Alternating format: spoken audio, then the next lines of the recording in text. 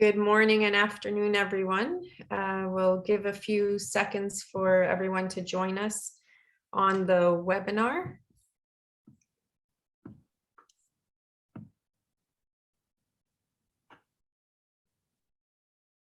So I think we're going to get started now. So thank you all for being with us today for the analysis of the Chilean presidential election that took place yesterday. Before we get to the intros of our panelists, I'd like to just say this is the fourth in the series of events that we've actually partnered with the Columbia Global Center in Santiago. We very much appreciate this joint venture that we've taken on, and I'd like to just hand it over to Karen to say a few words before we get started. Thank you, Marta, very much. It's a very timely conversation. We all know the results of yesterday's election, but we're looking forward to the future, to what's going to be happening in the next few days, and looking forward to March when the new President Boric will come to power on March 11. So there are a lot of expectations from the people, from the voters, from those who supported him, and from the rest of the country, of course, regarding his campaign promises, and will he be able to keep them or not? And I think that with this great panel, we will be able to get some light on that question. So Marta, thanks again. Thanks to you and Ken. And we're delighted to have this joint venture. Great, thanks so much, Karen. And just before I introduce our panelists, I would like to just announce that while our hope is to actually take 2 weeks off, we may actually have another event before the end of the year that we will be announcing. So please keep your eyes out for that. And in January, we will be kicking off our year at the CCA with our first event of 2022 on the 12th of January, which will be our annual Economic and Political Outlook event for the Americas. So with that, this event will the video will be available on our website and all our social media channels as well.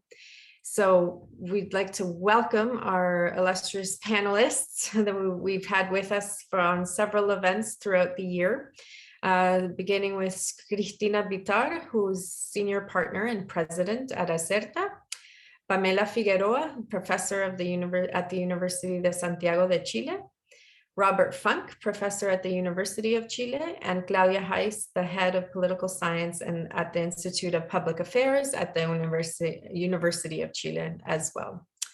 So thank you all for being with us. It's a great pleasure to be moderating the panel today. And I would like to get things started by asking Claudia to please give us an overview of what took place yesterday and sort of what the outcomes were.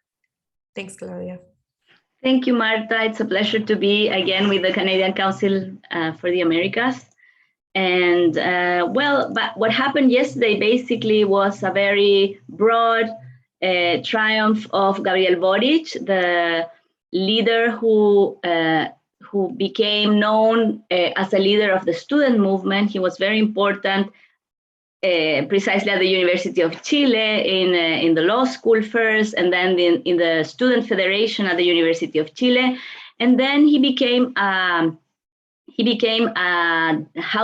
deputy, a member of the House of Representatives, defeating the binomial electoral system. So he obtained a very broad support in his southern city of Magallanes, very, very far south. And he became a deputy in the election of 2013 for the 2014 Congress and was re-elected in 2017. So he's been a deputy twice. And I think the main, there are two very impressive things to say about this election. First was the very broad participation. Chile has had a voluntary electoral system since 2012, and we're used to presidential elections with 45–46% participation. This second round of the presidential election gathered 55% of the people who could vote participated. So that amounts to 8.3 million people voted. So this is 55.87%, so almost 56% of participation. This is the first time we had such big participation in a presidential election or in any election since the vote ceased to be mandatory. Boric obtained 4.6 million votes, which is the biggest electoral support of any president ever in Chile. The previous one was Eduardo Frei in 1993, who obtained 4 million. And Kast, so this as I said, this is 55.87% of the vote. And Kast obtained 44.13% of the vote. So, so I think the two big news are, first, the distance between Boric and Kast, 12 points of difference. Many of us thought the difference would be very small given the results of the first round, which were very close, only 2 points difference. This really increased, and apparently it increased because of the new voters. And these new voters are presumably young people who are the part of the population who vote less in elections in Chile. So this election mobilized the young and mobilized young people to vote for Boric, and this gave him a very broad victory over José Antonio Kast with almost 12 points of difference. The problems in this election, so during the electoral day, there were very big problems with public transportation. That's one of the news of the day yesterday. The other news were, I think, the very good functioning of the electoral system. So there were some fears that Kast would question the results, but because the results were so, there was such a big difference, he did not, he recognized immediately, very early in the counting process, that he was defeated. He acknowledged defeat. So this really tranquilized everybody, because we feared that he could use some of the tactics that had been used before, for instance, by Donald Trump, questioning the electoral process. And also, I think it was a very good result in terms of not only the early counting of the votes and the good functioning of the electoral service, but also the Republican setting of the process, where Kast recognized the defeat very early on, visited the winning candidate very early, and also President Piñera called Gabriel Boric, and this was transmitted on public TV and radios, and so it was a very peaceful, I think, end of the election.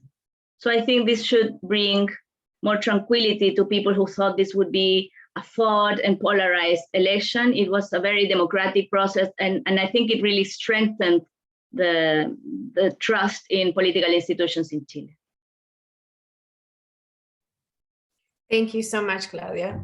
I'd like to actually go back to something that you mentioned in terms of the turnout and the voter turnout, and particularly the youth turnout. So just in terms of, for those of you who have been watching our seminars, or these webinars, actually, we started off by hosting an event specifically on La Nueva Generación Política, the new generation of politics across Latin America, and we hosted that as the kickoff to this joint venture with Columbia Global Centers. And I'd like to sort of evaluate that a little bit more. One of the things that came out of that event was that while others were sort of talking about a bit of a political apathy among the younger generation and everything, it was quite clear from our conversation that that wasn't necessarily the case in Latin America, and particularly the two countries that we were looking at, which were Chile and Colombia. Robert, can I get you to comment on that and speak a little bit more to what that phenomenon looks like and the impacts of it? So, yeah, I think definitely I think we can talk about some movement on youth participation. We'll have to see the numbers. It's a bit soon, but together with the youth, I have to say that there's also, we can already tell that there's been a huge jump in participation in some of the lower income areas of Santiago. I think that's a big piece of news. And also that they voted for Boric, overwhelmingly for Boric. I mean, in the area of about 70%, because in the past, some of the far right parties have actually done very well in those areas. So I think there's something about Boric, the message, their organization, whatever it was, that managed to speak to sectors of Santiago that either voted for the right or didn't vote at all. So I think, Claudia mentioned there's a lot of new voters. Yes, a lot of new young voters, but also a lot of new poor voters, which is really interesting. With regards to the youth vote, I mean, it's clear that, I've been saying this for some time, that the real cleavage going on today in Chilean politics is not a left-right cleavage. This is why some of the sort of news pieces that appeared in a lot of the international media, which talked about the two extremes or polarized Chile, didn't really ring true to me and to a lot of people, because it didn't seem like there was, just in the general atmosphere, was not one of huge polarization. I mean, there were two sides, but it wasn't really a far right and far left. There was something different, slightly different. And one of the things that's different is that many of the people that support Boric don't really consider themselves necessarily far left or whatever. There's there's much more generational identification. Boric represents the generation born after 1990 or close to 1990, basically the generation that was born in and grew up in democracy. And they don't have the same hangups, the same existential threats, the same fears, or the same hopes as the previous generation. They don't necessarily fear, on the good side, is they don't fear an authoritarian regression. They're not afraid to go out and protest. On the bad side, they also haven't learned many of the lessons of the past. They don't fear inflation. They don't necessarily know what inflation looks like, right? And they don't fear, they don't understand necessarily the importance of, say fiscal responsibility. Some of the lessons that the left in the past really learned the hard way. So it'll be interesting to see how their hopes, which are different, hopes for better social services, hopes for more access to education, hopes for more access to, especially social mobility, I think is a huge issue. How they will be able to be met in a country which is kind of changing its entire institutional arrangement through not only politics but also the constitutional process. So I think Boric's challenge for that new generation, it's already a huge step, the fact that we have a 35-year-old president representing that generation. The next challenge is to manage expectations, because it's not going to come very quickly, and they're not necessarily going to be met in the near future. Thank you, Robert. That actually leads quite nicely into the next question that I'm going to go over to Pamela for. Some of those things that Robert just mentions, there's a lot to sort of take on once the new administration goes into office in March. So with those things in your mind, there's plunging economic growth, whether there's inflation, there's also the writing of a new constitution that's lingering. What do you see, Pamela, as sort of what the Boric administration will take on as the primary focus areas for particularly those sort of first 100 days, which are always usually looked at? Thank you. Okay, thank you, Marta, and thank you for the Canadian Council of the Americas for this new conversation about the Chilean political context. As we have talking in this conversation, Gabriel Boric have to face a lot of expectative from civil society. He has his first triumph, not just for the electoral triumph, he also represents a new political cycle with more confidence in politics. It is very important to see all those people yesterday in the street, all around the country, celebrating a new government that was pretty new, and I think that that issue represent a new confidence on politics. This is the first achievement of Gabriel Boric in power. but he has to face three main issues. The first one is economic. Because it's not just inflation. I think that in the short term, they have to face how to deal with the pandemic. We know that we are going to have a kind of economic crisis. It's a global economic crisis, but in Chile affects specifically unemployment. I think that there is a lot of issues with women unemployment and unemployment in general. So I think that this is the first topic that Gabriel Boric have to face, because in this time, he has to deal with short-term problems and with long-term problems. So in the economic, I think the post-pandemic economic is the first issue. The second issue is about public security, and maybe things related to crime, narco traffic, because more of the poor people that go to vote yesterday, as Robert said, is people that have that they need to have a real response to the problem with the security in the poor neighborhood. Yeah, the government of Sebastián Piñera has a focus on security, but in issues like in the relationship between the state and the Mapuche people or things like that. But the day-to-day and security that poor people live, it needs to be taken for the government today. I think that those are the two main issues that Gabriel Boric has to face in the first months or weeks on his government. And the third issue, and that is really, really important, is the Constitutional Convention. I think that the Constituent Assembly or the Constituent Convention could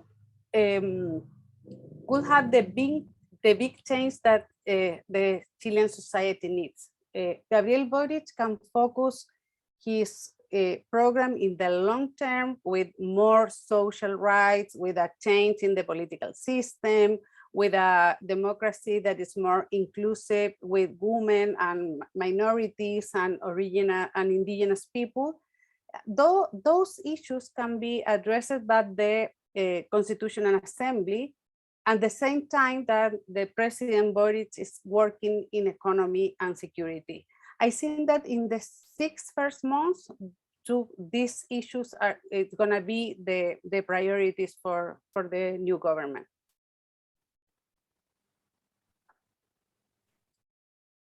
Thank you very much, Pamela.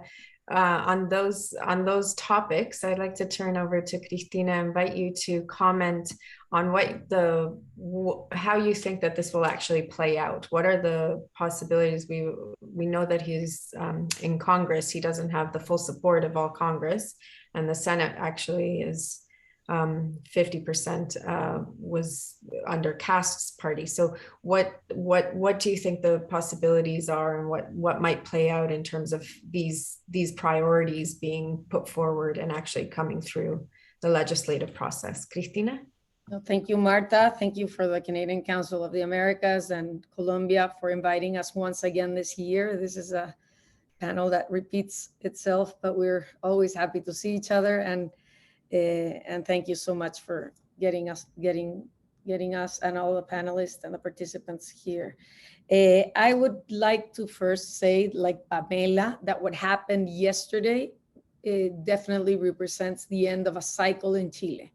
I believe it's the end of the political dominance of the transition generation. It's generational, and it's also era. It's the end of a cycle, because it's the end of the transition of the Concertación, Piñera, two governments, and all the rest, Concertación and Nueva Mayoría, that transited this country to where we are. I believe that what happens today is that it's the new coalition that has never governed before enters La Moneda, and that is very symbolic. And the streets of Santiago showed that symbolism and the happiness of the majority, because it was a very important triumph that Gabriel Boric had yesterday. I would also like to say that Gabriel Boric represents, as we all know, the left-wing coalition in alliance with the Communist Party, and he obtained 56% of the votes yesterday.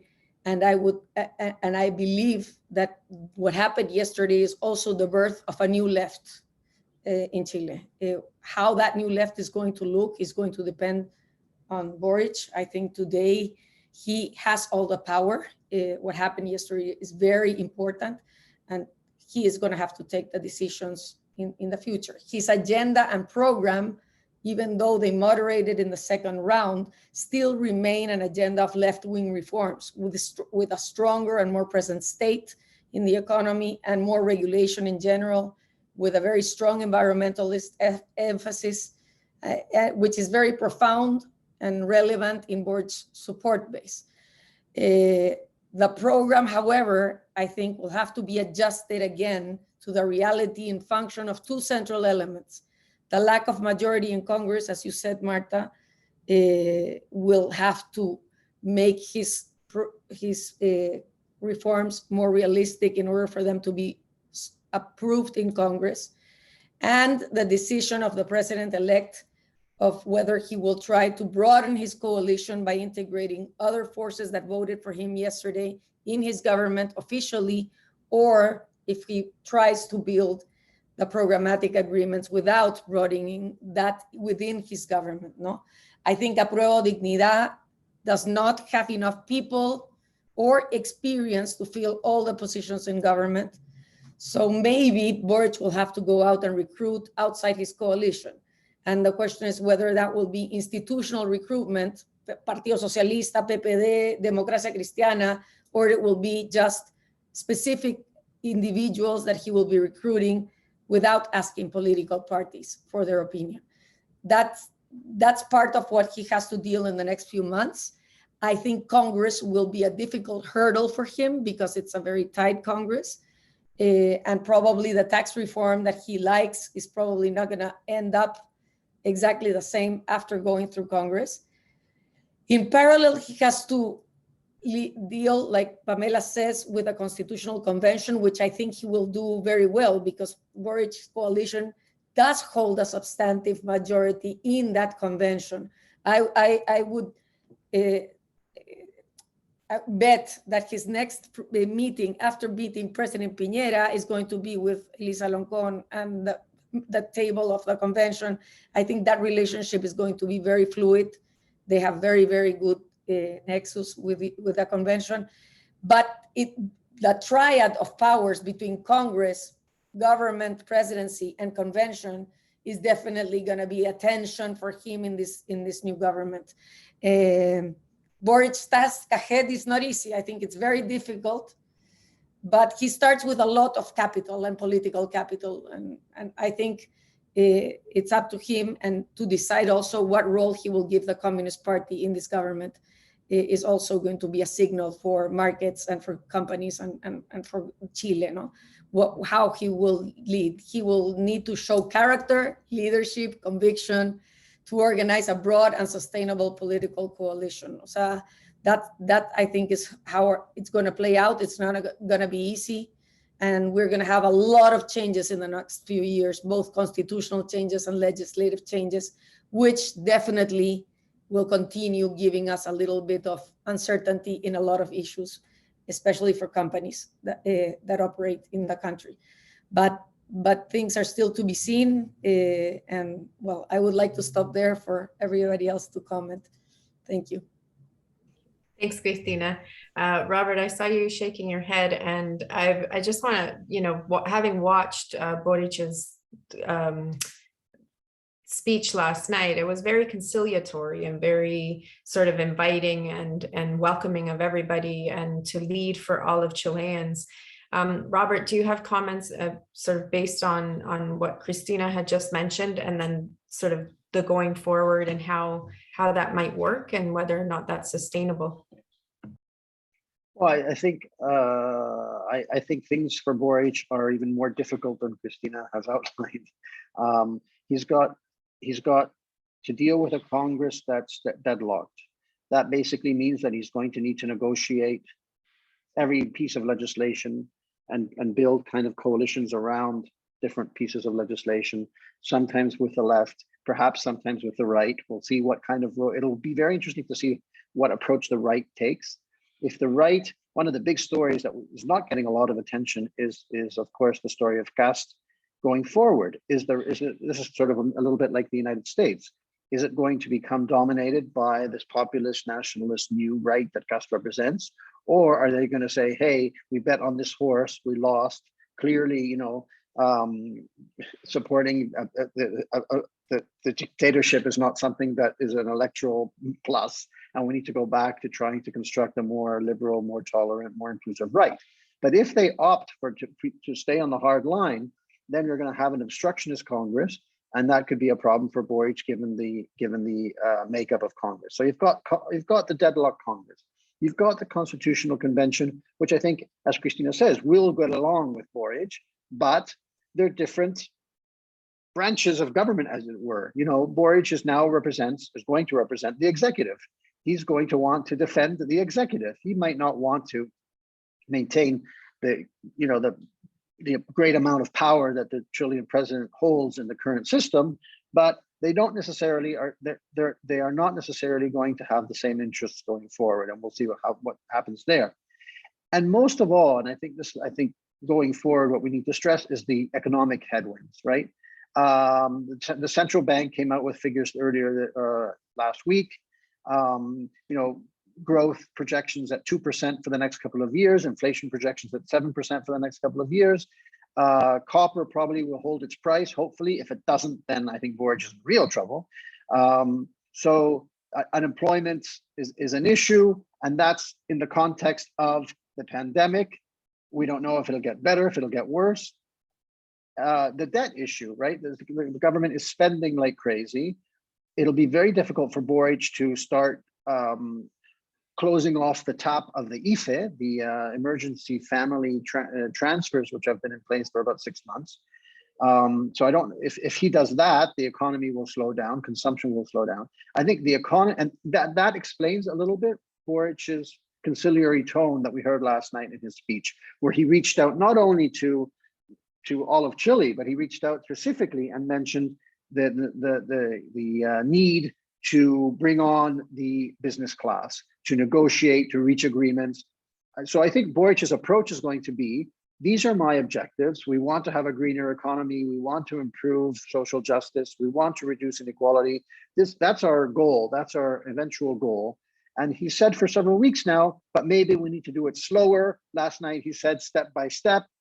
He's beginning to lay the groundwork, I think, for his own public, for his own audience to understand that this is not going to happen tomorrow. That speaks to the issue of expectations that I mentioned in my earlier comments.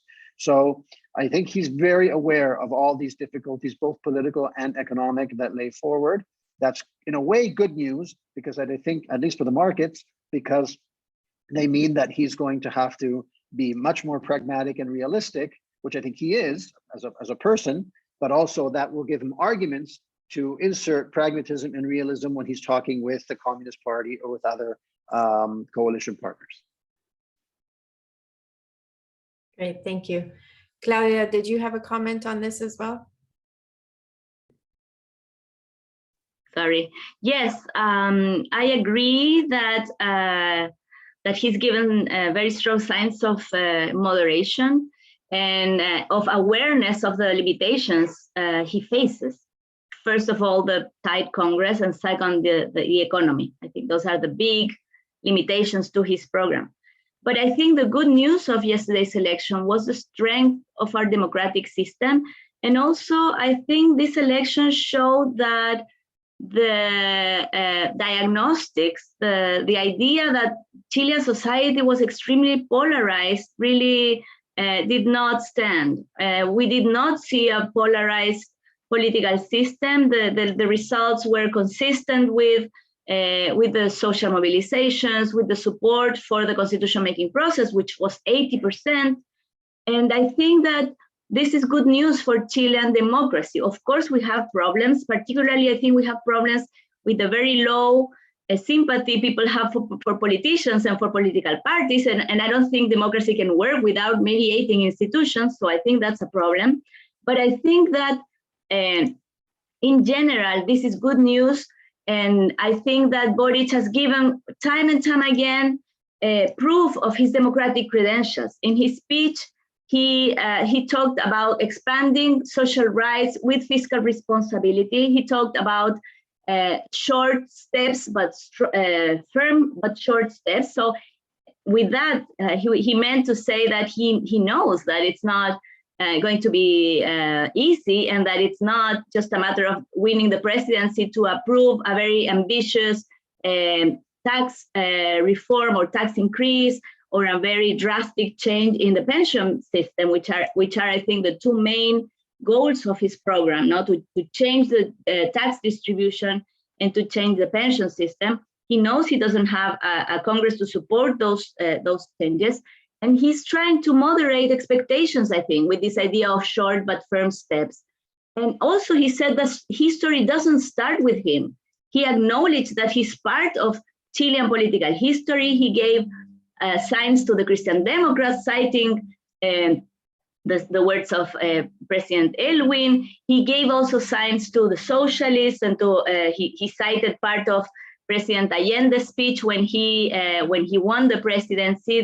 This sentence about going back to their families, and he also said that he will not stay in trenches. He will not stick to a small part, but he wants to reach out. And I think that's a very good signal of dialogue and of openness, which he also showed already in the second round. And I think those are good news. Thank you, Claudia. Pamela, if I can come to you, because all of these plans, there's also the constituent assembly process that's going on parallel to Boric coming into power. Pamela, if I could ask you to speak to the constituent assembly process and how that might influence, and vice versa, how the new administration might influence the process itself. If I could ask you to comment on that, please. Yeah, I think that for the Constituent Assembly, the election of Gabriel Boric is a good news. And I think it's a good news because Gabriel Boric has been supporting the constitutional process from the first time. We have to remember that on 2019, Gabriel Boric went to sign the agreement for peace and new constitution against his coalition, against his party. And I think that this is a very important moment for his political career and his political future. And I think that Gabriel Boric is a very good news for the Constitutional Assembly because he understands that his role as a president is just to support the work of the Constitutional Convention. It's not trying to influence the issues, the topics. I think that he understands that the constitutional process needs a distance from the executive power and other political powers to do their job in the time that they have. The Constitutional Assembly has to have a draft on July 2022, so they have a couple of months to work in a new constitution and in a new text to present to the society, because society have to approve or reject the new constitution. So I think that that's the role of the president of Chile in the next 6 months. That is the role the Constitution gave to the president, but until now, President Piñera has no that decision to support the Constitutional Convention. He preferred to do not give all the support that the process needs, and I think that Gabriel Boric has the compromise to support that that process. And I think that the government of Gabriel Boric is going to be different when the constitutional process ends. When we have a new constitution, Gabriel Boric could have a very different government. I think that his government is going to have two times. The times of 2022, when we are discussing the new constitution, and then we have to approve in the plebiscite. And after that, Gabriel Boric it will have the opportunity to make the transition to the new political system after the new constitution. So I think that this is the reason why I think that if they can have an agenda in the first years with the urgent issues for the society, and not for the big transformations like social security or main reforms during the first year, he has the opportunity to have a very good government supporting the Constitutional Convention in 2022, and then trying to make the big reforms with a new constitution. So the new legislation is going to be more related with that constitution. And the work for the Constitutional Convention is to have a new text that represent all the different political positions in society, not just one political vision, but it's going to be we need a constitution that represents all the society. Perfect. Thank you, Pamela. Cristina, can I ask you to come on in here and speak to, because I know one of the things with the opposition, I mean, Boric won last night by quite a landslide, but there's also, I mean, 45% of the population did vote for the opposition party. Could I get you to comment a bit on what that opposition might look like going forward, and what, if any, sort of influence they will have actually in whether the Constituent Assembly process or other things as well? Thanks, Cristina. Sure, thank you, Marta. Well, it's not clear right now, but undoubtedly Jose Antonio Cast has positioned himself as a leader of the right. The question is whether all the parties in that right will allow him to be the only leader in the next few years, which I think that's not going to be very possible. He is, as you know, a conservative, extreme right candidate. So probably for Evópoli or for Renovación Nacional, it's going to be difficult to allow him to be the only leader. There will probably rise in Congress new people that will try to represent the different parties, and the question, and I think the big possibility for the right is, and maybe Jose Antonio Cast will take it, which not necessarily is a great strategy, but I think they might think about it, is being the leader of the opposition in the exit referendum. As you know, the convention has an exit referendum, and it will depend on how many changes and drastic changes the Constitutional Convention try to make, how much will opposition to that come out. This is going to be not a voluntary vote. Again, it's going to be compulsory. Everybody will have to go and vote for that. And I think the Constitutional Convention will have to, hopefully they will bring out a text that is reasonable and that will not raise, but I would tend to believe that there is a role for Jose Antonio Cast in that next year in opposing that text if it is extreme. It will definitely depend on the text, but I guess that's the only place I see him as the real phase of leadership in the right, not necessarily for the next elections and for more years. Everybody's going to want to support him. There will probably be, there will have primaries, and the right will have to regroup and re-strategize on what they want to do for the next elections that come. But I see the only space for them to be united with CAST, the exit referendum, and let's see if that that chance grows or not. Robert. Please go ahead, Robert. There's another interesting dynamic, of course, which is the opposition that Boric is going to have from the left, because we will see how if Boric continues along this road of moderation and the sort of gradualness that he's emphasized in the last few weeks, it'll be interesting to see how the Communist Party, how much the Communist Party puts up with within his government, within his coalition. Part of that will depend, of course, on what they get, how many ministries they get, what else they get inside of the apparatus of the state. I think one of the big signs of the direction that the future government will take will be the composition of the cabinet, right? Because that gives you an idea not only of ideological direction, but also of the relative weight that each party has within the coalition.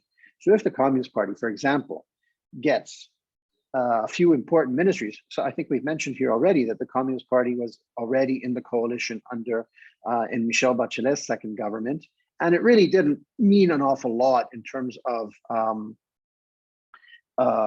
what that party did. At the end of the day, it was very much Michelle Bachelet's government, right? We'll see how that works out. But for example, if the Communist Party gets a ministry like, for example, the Ministry of Labor, in the context of the pension reform and things like that, that'll be, interesting, and it'll be a nice prize for them. If they do not manage to really influence a lot, they might get fed up. And there's a lot of people think they might actually, I don't think they would leave the government because they want to have their people there, but they might start to pressure the government from the street, from other areas, through strikes, the things that they tend to control. Other aspects of the left, that will start getting the students. The student movement did not stop protesting during the Piñera government. They did not stop protesting during the Bachelet government.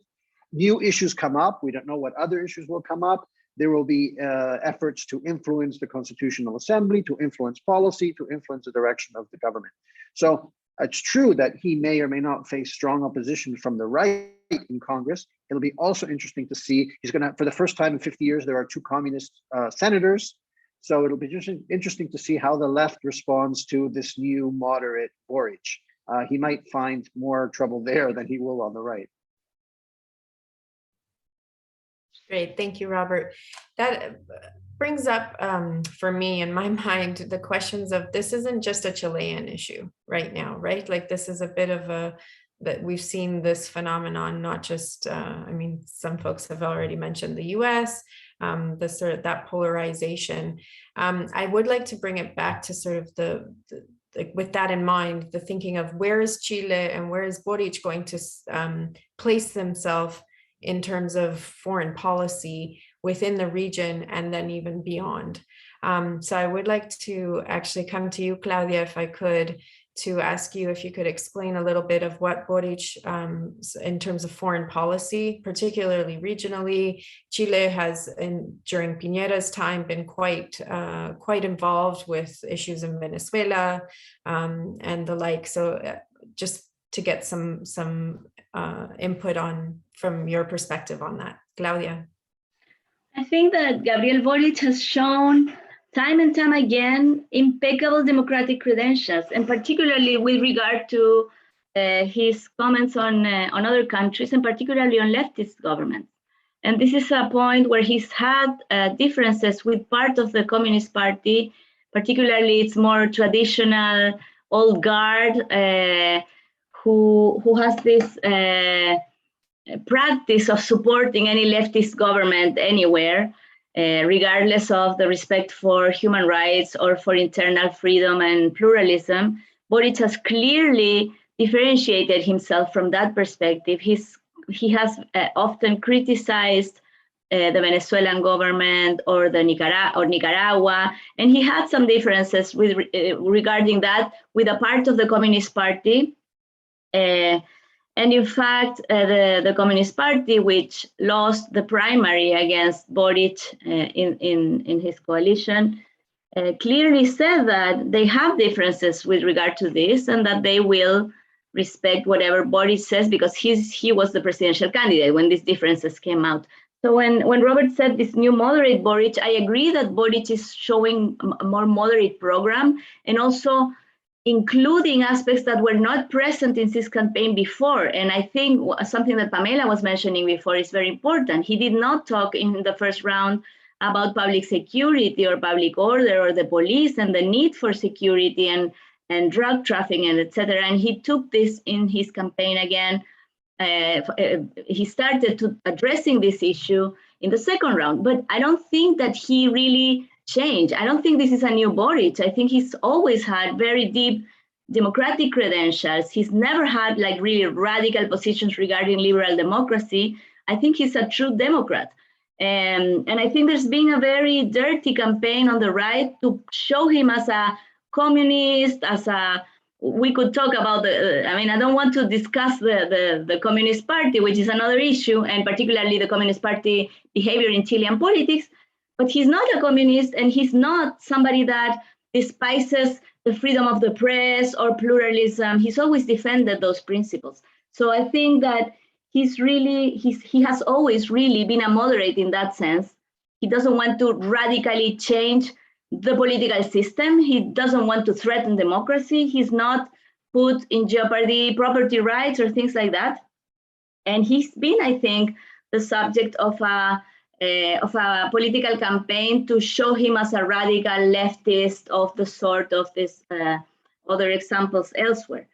So I think that it's true that in addition to that, which I think is a deep conviction of his, I think these are his principles. His political principles are democratic. In addition to that, of course, his program has been moderated by the second round, by the reach to the center. And he wanted to increase taxes very much. And now he's saying he will increase them a little less. And he said he wanted to do like very fast change. Now he's saying he's going to do it slower. But I don't think that he's really changed his program in the main orientations. I think he has sustained his political principles in the first round and in the second round.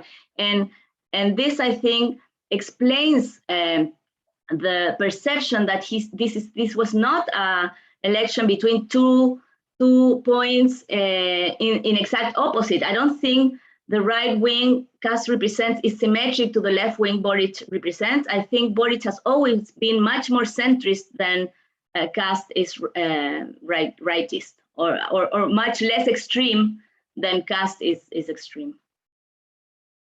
I would just like to comment in terms of international. Thank you, Claudia. Cristina, I saw you have your hand, please. Say thank you, Marta. No, just to comment regarding international policy, probably we will see him sign a Escazú agreement. He's going to have doubts with TPP 11. I think that's not necessarily easy for him. Probably closer to the European Union and to the Latin American region than to the United States. There's definitely, it's going to be a policy more inclined to left progressive social democrat countries and to the left in Latin America. I guess that's going to be an inclination for sure. Thank you, Cristina. Pamela, did you have a comment on this as well, or I think that Gabriel Boric has been pretty clear in terms of international relations.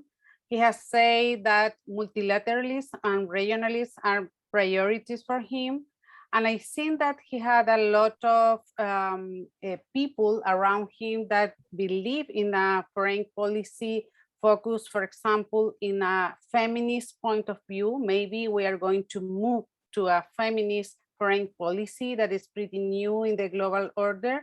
And I think that it's going to be very positive, not just for Chile, also for Latin America, and a foreign policy that include other new issues to have a global development more related with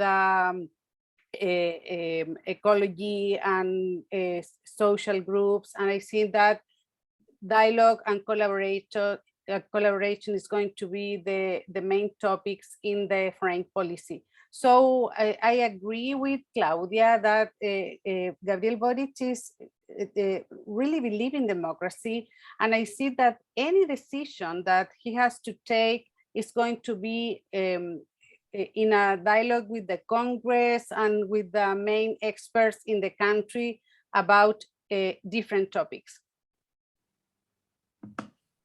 Thank you. And I am integrating some of the audience questions into our conversation. I would like to just highlight one that we have. Oh, please, Robert, did you have another comment? Sorry, I just wanted a quick comment on foreign policy. Yeah. This is in a way is going to be a great experiment for Chile and also for other countries in the region, because for the last, I guess, 30 years or 40 years, since we implemented market reforms around the region, there has been an emphasis on attracting investment. And there's been the belief that, we don't have domestic capital markets, we need to attract capital, attract investment, and that will make the economy grow. If we make the economy grow, then we can do some of the other things like, redistribute a little bit maybe. And what we're seeing in Boric is really a new attitude, which we don't know if it'll work, which is we are now a wealthier, more modern country with modern or even postmodern attitudes, feminism, the environment, etc. And we're going to give priority to those things.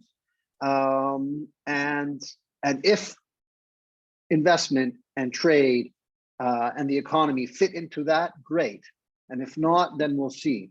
That's a new thing for Latin America, right? And basically the bet is that we are sufficiently modern, sufficiently wealthy, sufficiently integrated to be able to give up maybe a few of the advantages of investment in favor of some of these other values. I don't mean to say that there's necessarily a trade-off, but probably the markets do think that there's a trade-off, right?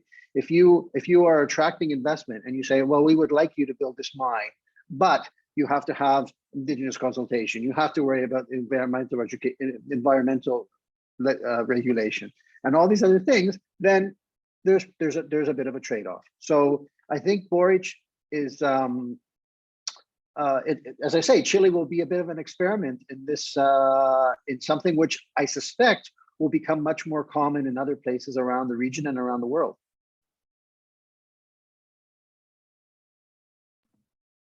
Thank you. And you essentially answered the question I was going to ask from the audience. So thanks so much for that, Robert.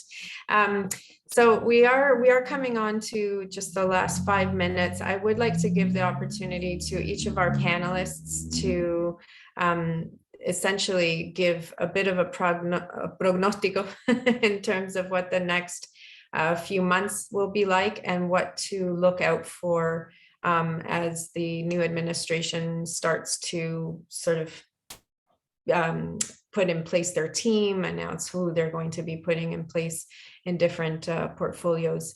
Pamela, if I could start with you, I greatly appreciate also your comments to start there. Thanks. Okay, thank you.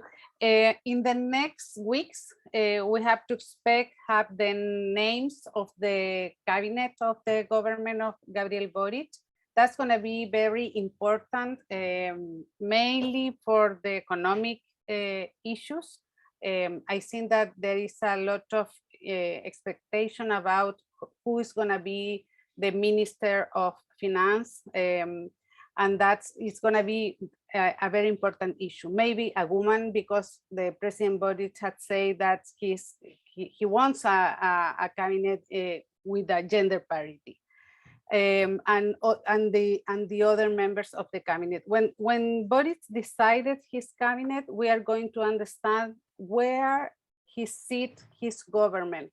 If it's just his coalition, a Pro Dignidad, or maybe a more broad political coalition with other parties, with independent people, with social leaders. So I think that's the next weeks are going to be very important to understand where President Boric is going to sit his government, at least for the first year. Thank you, Pamela. Cristina, can I come to you next? Yes, I tend to agree with what Pamela is saying. Today, the stock market is down almost 7% and the dollar price is devaluating importantly, probably will continue in the next few days. So what we need as signal is to first, who's going to be the Ministry of Finance? That's probably the most important announcement that he makes.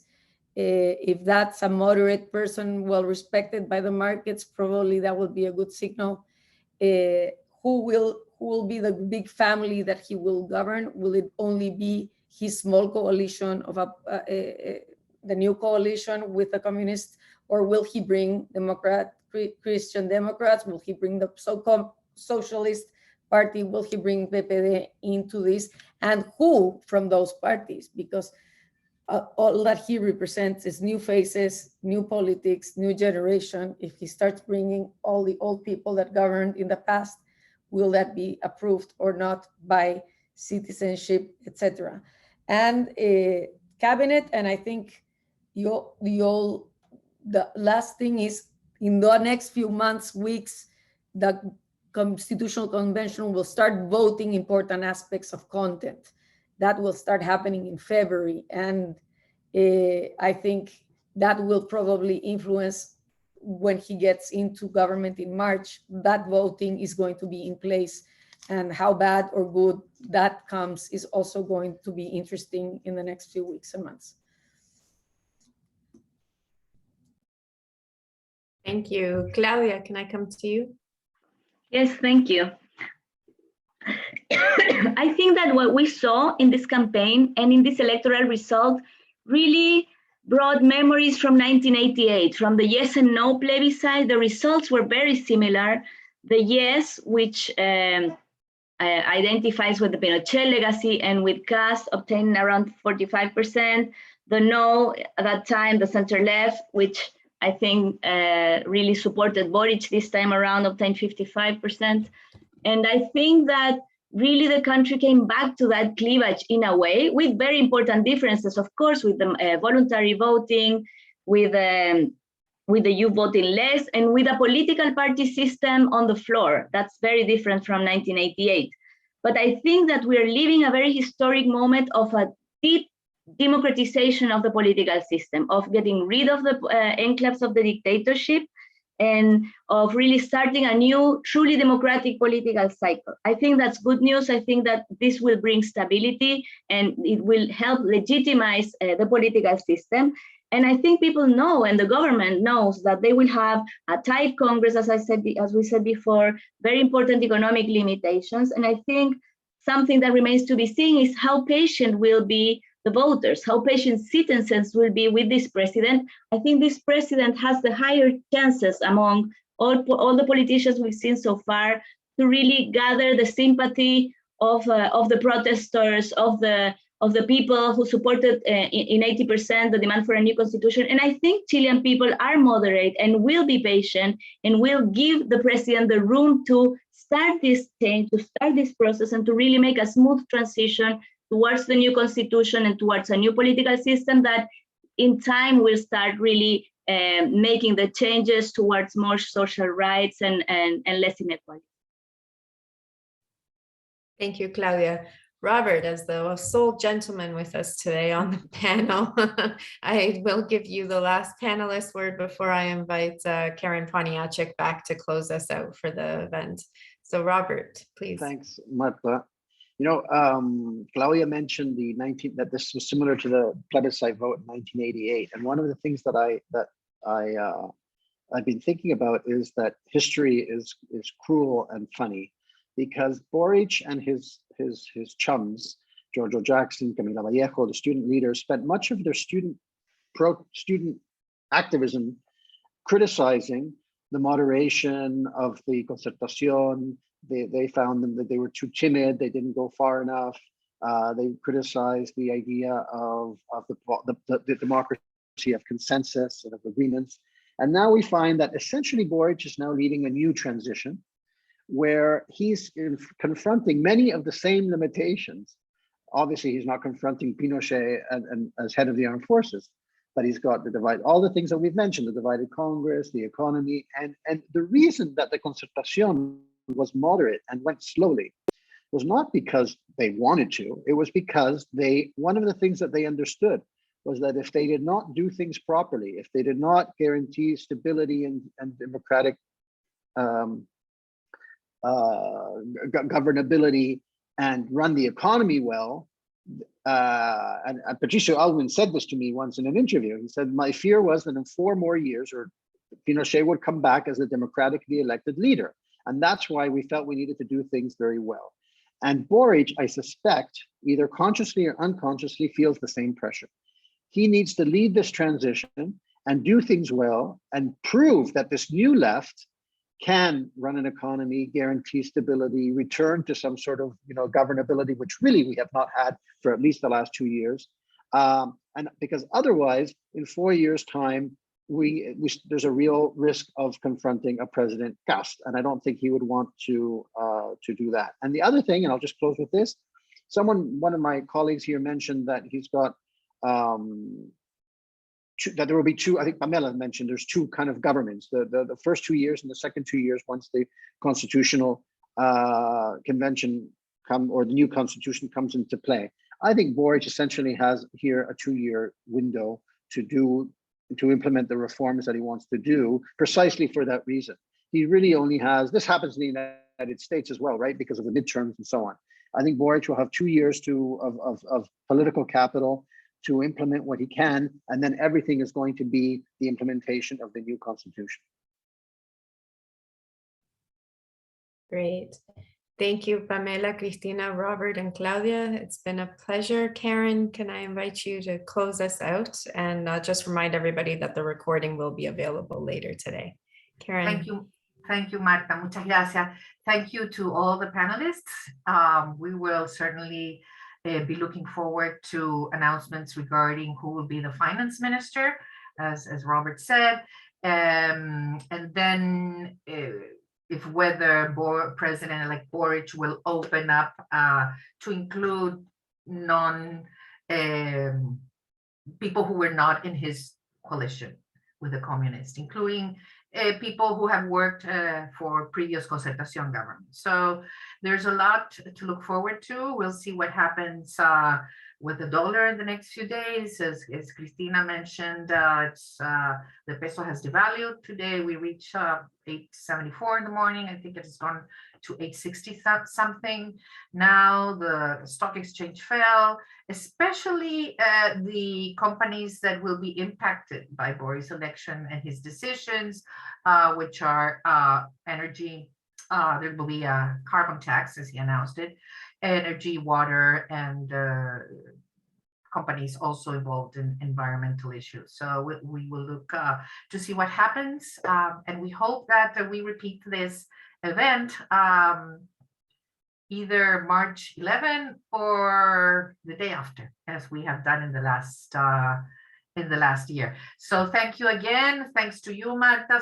Thanks to Ken, and obviously to Cristina, Pamela, Robert, and Claudia. So we will be seeing each other. Muchas gracias. Thank you. Bye. Thank you, everybody. Thank you. Bye-bye. Gracias a todos. Gracias. Gracias. Bye. Ciao, ciao.